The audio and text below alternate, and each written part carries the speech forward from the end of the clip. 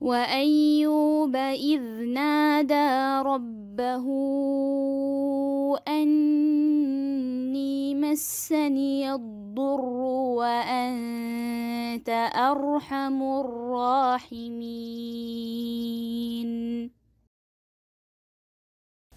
Assalamu alaikum wa rahmatullahi wa barakatuhu. Welcome to weekly Iman Booster series brought to you by ICNA Sisters. Have you ever been caught in a hurricane? I mean a severe one with fierce gusty winds and pouring rain, blasting you in the face, pounding you in the chest so hard that you can't breathe, and you fear your heart's gonna stop any second. And it does not end there. It ravages your neighborhood. All the houses collapse, trees uprooted, power lines snap, cars blown away, all your belongings are gone, and your neighbors are nowhere to be found. Just for a second, imagine yourself in there. What would be your first response? What would you do? Who would you turn to? Well, a similar devastating storm came as a test in the life of Ayyub al-Islam, a righteous prophet of Allah who was tested in ways like no one else was. His trials were so severe that when you read about it, it makes your heart skip a beat. But it is his response to the trials that makes you stop in your track. Prophet Ayyub al-Islam was an exceptionally devout worshipper of Allah who was blessed with everything you could imagine. Iblis said to Allah subhanahu wa ta'ala that your servant Ayyub worships you only because you gave him so much, otherwise he won't. But Iblis was wrong. Allah tested Ayyub al-Islam and took every blessing away from him, including his health. He was afflicted by an illness so severe that not a single part of his body was disease-free except for his tongue and his heart, which he used for the remembrance of Allah, and he patiently weathered his devastating storm for many years. Finally, one day, Prophet Ayyub al-Islam made a dua to Allah subhanahu wa ta'ala, not because he was disappointed or disgruntled, but because he had a habit of reaching out to only Allah in times of distress. Ayyub al-Islam called out to his Lord and said, "Indeed, adversity has touched me, and you are the most merciful of the merciful." For Ayyub al-Islam, losing all his blessings weren't as big of a concern as was the temptation of shaitan. He feared shaitan could exploit his condition and make him irritated and impatient. So he called out to Allah again. Ayyub al-Islam cried to his Lord and said, "Indeed, shaitan has afflicted me with much hardship and suffering." Ayyub al-Islam's calls were answered. Allah subhanahu wa ta'ala restored everything that he had lost and gave him much more. Ayyub al-Islam passed all the tests with flying colors. So what inspired such an extraordinary response? You see, there are two ways of handling any test from Allah.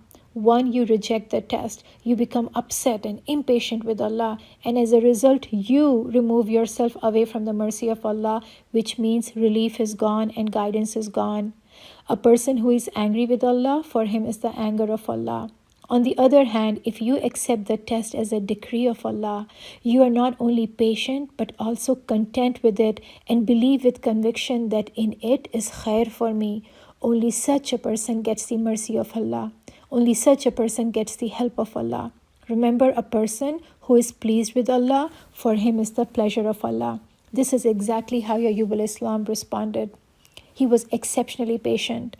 Never did he become angry with Allah, nor did he reject the decree of Allah. Day and night, in weakness and in isolation, with only his wife by his side, with his skin sloughing off and his internal organs failing on him, Prophet Ayyub al-Islam continued to praise his Lord. He never complained to Allah. He never complained to the people. He never took it out on his wife. He never asked, "Why me?" He never assumed negative about Allah.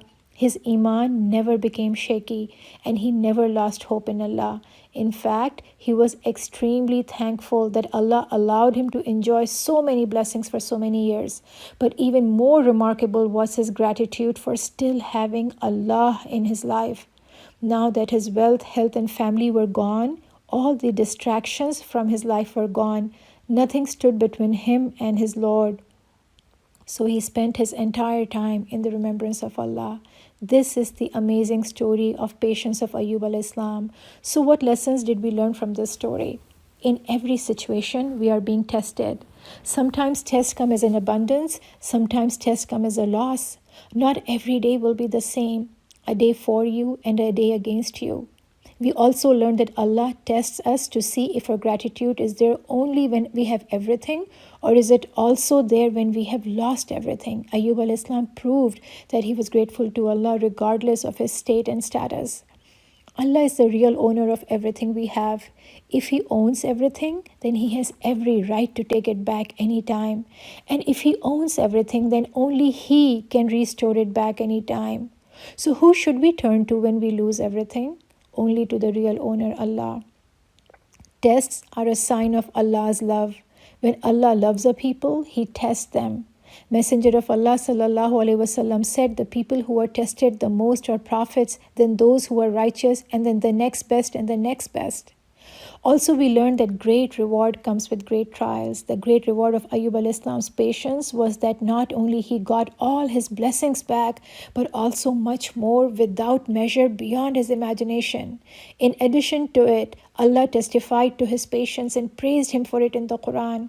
We too must hope for the best reward from Allah for our patience. Finally, Ayyub al-Islam's story taught us that true devastation is not when you lose family, wealth, or health. These are temporary and meant to go away one day. True devastation is when you lose Allah, when you lose hope in Allah, and when you don't look forward to meeting Allah. Which is why every time we face any kind of loss, we have been taught to say, truly to Allah we belong and unto Him is a return. Because this response reflects that we are still holding on to Allah, which is what will give us the courage and confidence to pull through. Remember, when it is only Allah that matters, then nothing else matters. Physical pain doesn't matter, hunger doesn't matter, loneliness doesn't matter. Even if I die, it doesn't matter, because we are going to meet our Lord one day, and His pleasure is all that matters. And this alone is a reason for us to be patient. None of us will be able to escape the test of Allah. So if we want results just like Ayyub al-Islam, we must act just like Ayyub al-Islam. We complain, "Oh Lord, we have great hardships." But Ayyub al-Islam said, "Oh hardships, I have a great Lord." Jazakumullahu khairan.